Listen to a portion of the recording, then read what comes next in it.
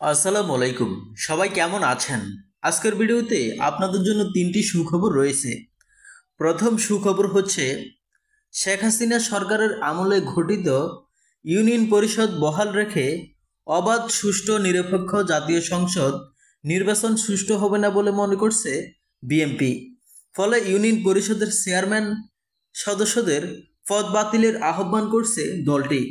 গত 30শে সেপ্টেম্বর বিএনপির স্থানীয় কমিটির বৈঠকে এ বিষয়ে আলোচনা করে দলটি। গণমাধ্যমে পাঠানো এক সংবাদ বিবৃতিতে এ তথ্য জানানো হয়।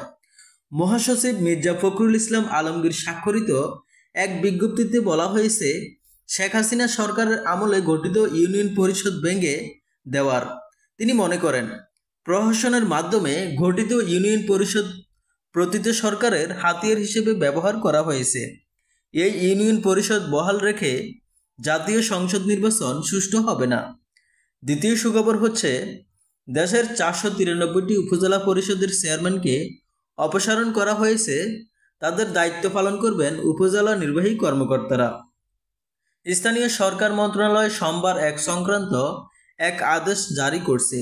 আদেশে বলা হয়, অপসারণ করা চেয়ারম্যানদের স্থলে উপজেলা নির্বাহী কর্মকর্তারা দায়িত্ব পালন করবেন।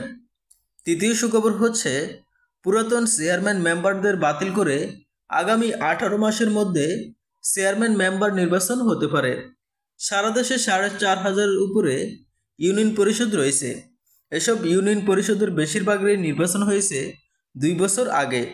এমন অবস্থায় সরকার পরিবর্তনের পর রাজনৈতিক পরিস্থিতিতে দেশের যেসব ইউনিয়ন পরিষদের চেয়ারম্যানরা অনুপস্থিত রয়েছেন, সেসব জায়গায় আগামী 18 মাস পর নতুন করে নির্বাচন দেওয়া হবে।